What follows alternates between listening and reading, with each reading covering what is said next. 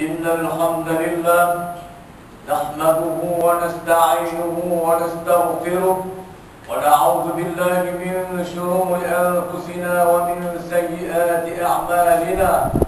من يهده الله فلا مضل له ومن يضلل فلا هادي له. وأشهد أن لا إله إلا الله وحده لا شريك له وأشهد أن محمدا عبده ورسوله. اللهم صل وسلم على سيدنا محمد وعلى آله وأصحابه والتابعين لهم بإحسان إلى يوم الدين. أما بعد، فيا عباد الله اتقوا الله، أوصيكم وإياي بتقوى الله فقد فاز المتقون. قال الله تعالى: أعوذ بالله من الشيطان الرجيم. شهر رمضان الذي أنزل فيه القرآن هدى للناس وبينات من الهدى والفرقان، فمن شهد منكم الشهر فليصم، ومن كان مريضا أو على سفر فعدة من أيام أخر، يريد الله بكم اليسر ولا يريد بكم العسر، ولتكملوا العدة ولتكبروا الله على ما هداكم ولعلكم تشكرون. Surah Al-Baqarah ayat 185. Yang bermaksud bulan Ramadan yang padanya diturunkan Al-Quran menjadi petunjuk bagi sekalian manusia dan menjadi keterangan-keterangan yang menjelaskan petunjuk dan perbezaan antara yang benar dengan yang salah. Oleh itu, sesiapa di antara kamu yang menyaksikan anak bulan Ramadan, hendaklah ia berpuasa, dan sesiapa yang sakit atau dalam musafir, maka gantilah sebanyak hari yang tinggalkan itu pada hari-hari yang lain. Allah menghendaki kamu beroleh kemudahan, dan Dia tidak menghendaki kamu menanggung kesukaran. Dan cukupkanlah bilangan puasa, dan supaya kamu membesarkan Allah kerana mendapat petunjuknya, dan mudah-mudahan kamu bersyukur. Sidang Jumaat yang dirahmati Allah, marilah kita tingkatkan ketakwaan kepada Allah Subhanahu wa taala. Lebih-lebih lagi dalam bulan Ramadan yang sangat mulia ini, mudah-mudahan kita mencapai kebahagiaan di dunia dan di akhirat. Bersempena sambutan nuzul Quran pada 17 Ramadan semalam, khatib akan membicarakan khutbah bertajuk Peristiwa Bersejarah 17 Ramadan. Ayat 185 surah Al-Baqarah memeriahkan sejarah penurunan Al-Quran. Berlaku dari dua peringkat. Peringkat pertama pada 17 Ramadan tahun ke-41. Daripada kebetulan Nabi SAW, Al-Quran telah diturunkan sekaligus 30 juzuk daripada Lauh Mahfuz ke Baitul Izzah di langit dunia. Peringkat kedua diturunkan kepada Nabi Muhammad SAW bermula ketika baginda beribadah di Gua Hira. Diturunkan secara beransur-ansur mengikut suasana dan keperluan, mengambil masa 23 tahun. Matlamat utama Al-Quran diturunkan ialah sebagai petunjuk kepada manusia. Allah menghubungkan kisah penurunan Al-Quran ini dengan ibadah berpuasa. Allah menekankan prinsip-prinsip utama syariat yang menghendaki kemudahan kepada manusia. Bahkan Allah tidak menghendaki kesukaran kepada manusia. Digambarkan dengan membolehkan manusia yang menghadapi masalah seperti ditimpa sakit ataupun kesukaran bermusafir menggantikan puasa mereka pada hari lain. Manusia sewajarnya berusaha memudahkan dan berusaha menggembirakan sesama manusia, dan jangan sekali-kali menyusahkan sesiapa. Sidang Jumaat yang dirahmati Allah, 17 Ramadan turut mencatatkan satu lagi sejarah. Pada 17 Ramadan tahun kedua Hijrah, berlakunya Perang Badar, pertempuran berskala besar yang pertama antara pihak Islam Madinah dengan pihak Quraisy Mekah. Dengan penentuan ilahi, tentera Islam dengan bilangan 313 orang berjaya menewaskan tentera Quraisy berjumlah 1000 orang. Malah berjaya membunuh beberapa orang ketua Quraisy, termasuk salah seorang musuh utama Rasulullah SAW, Amru ibn Hisham, yang lebih dikenali dengan nama Abu Jahal.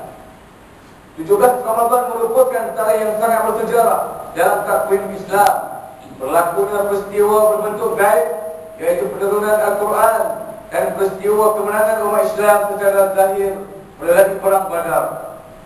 Al-Quran diturunkan untuk membina takwa yang mengukuhkan kekuatan dalaman ummah, sementara kemenangan dalam perang Badar diperolehi melalui hasil daripada takwa yang berjaya dibina. Kemenangan umat Islam dalam perang Badar memberi isyarat kepada suku lain bahawa kuasa baru telah bangkit di semenanjung Arab, juga meningkatkan pengaruh Nabi Muhammad SAW sebagai ketua masyarakat Madinah. Kemenangan di Badar telah mendorong lebih ramai suku Arab tempatan memeluk Islam dan semakin ramai memilih mahu berpakat dengan umat Islam Madinah. Sesungguhnya perang Badar berperanan sebagai pembangkit kepada perkembangan Islam secara lebih pesat. Umat Islam wajib mengambil pengajaran daripada dua peristiwa penting 17 Ramadan untuk menjaga iman dan takwa jika mahu mencapai kejayaan. Apabila iman dan takwa mula longgar, kekuatan yang dimiliki akan bertukar menjadi lemah dan menjadi penyebab kepada ketewasan. Pada tahun ketiga Hijrah, 9 bulan selepas kemenangan umat Islam di Badar, berlaku perang Uhud. Kesilapan yang dilakukan oleh tentera Islam dalam perang Uhud adalah dijadikan pengajaran. Tentera Islam yang pada perkiraan awalnya mempunyai kekuatan 1000 orang, hanya tinggal 700 orang. Kerana semasa perjalanan ke medan Uhud, seramai 300 orang berpatah balik ke Madinah setelah dihasut oleh Abdullah bin Ubay, ketua puak munafik. Tentera Islam memperoleh kejayaan awal menggoyahkan tentera Quraisy. Malangnya, kemenangan awal telah mendorong sebahagian besar pasukan pemerintah ingkar kepada perintah Rasulullah SAW. Mereka turun meninggalkan Bukit Uhud untuk berebut-rebut mengambil harta rampasan perang. Sebaik melihat tentera pemerintah Islam meninggalkan tempat strategik di Bukit Uhud, Khalid bin Al-Walid, ketua tentera berkuda Quraisy, bertindak balas mengelilingi bukit, melakukan perang hendap dan mengepung tentera Islam. Tentera Islam jadi kucak-kacir dan ramai yang terkorban, membolehkan Abu Sufyan mengisytiharkan kemenangan pihak Quraisy. Sidang Jumaat yang dirahmati Allah, pada umumnya ramai pihak terlalu riak atau terlalu gerung dengan kekuatan yang diasaskan kepada jumlah, sedangkan tanpa pertolongan Allah, kekuatan yang berasaskan jumlah tidak membawa sebarang erti. Semasa peperangan Hunain pada tahun ke-8 Hijrah, seramai 10,000 orang tentera Islam memerangi dua puak kecil penentang Islam. Kerana bilangan yang ramai, tentera Islam merasa bongkak dan takbur. Lalu Allah menguji tentera Islam dengan tipu helah musuh, sehingga berlaku kacau bilau dan ramai tentera Islam melarikan diri. Terpaksa berundur dan mengatur semula strategi sebelum Allah memurniakan kemenangan. Allah mencela sifat bongkak dan takbur tentera Islam semasa perang Hunain. A'udzu billahi minasyaitonir rajim. Laqad nasarakumullahu fi mawatin katsiratin wa yawma Hunain id a'jabakum كثرتكم فلم تغن عنكم شيئا وضاقت عليكم الأرض بما رجبت ثم وليتم مدبرين. Surah At-Taubah ayat 25. Maksudnya, sesungguhnya Allah telah menolong kamu, hai para mukminin, mencapai kemenangan dalam banyak peperangan. Dan ingatlah peperangan Hunain, yaitu pada waktu kamu merasa bangga kerana jumlah kamu yang banyak, maka jumlah yang banyak itu sedikit pun tidak memberi manfaat kepada kamu, dan bumi yang luas itu telah terasa sempit oleh kamu. Kemudian kamu lari ke belakang dengan bercerai-berai. Sidang Jumaat yang dirahmati Allah, sempena tarikh sejarah 17 Ramadan, mimbar menyeru para jemaah dan ummah kepada perkara-perkara berikut. Pertama, mendalami isi kandungan Al-Quran untuk dihayati dan diamalkan, dijadikan panduan asas agar insan tidak tergelincir ketika melaksanakan berbagai peranan yang dikurniakan oleh Ilahi dan tanggungjawab yang telah diamanahkan oleh ummah. Mulakan hidup harian dengan membaca walaupun sepotong ayat Al-Quran bersama maksudnya agar mendapat berkah, rahmat, petunjuk dan perlindungan Ilahi. Yang kedua, menyelami dan mengamalkan semangat tentera Islam semasa perang Badar yang kekuatannya terbina atas sifat iman dan takwa. Yang ketiga, mengenal pasti dan tidak memberikan kepercayaan kepada golongan munafik yang bersifat gunting dalam lipatan. Yang keempat, tidak hilang pedoman ketika diberikan sesuatu jawatan dan tidak hilang tumpuan ketika melaksanakan sesuatu tugas. Disebabkan gangguan tarikan kebendaan hingga mengakibatkan kemenangan bertukar kepada ketewasan, seperti yang berlaku dalam perang Uhud.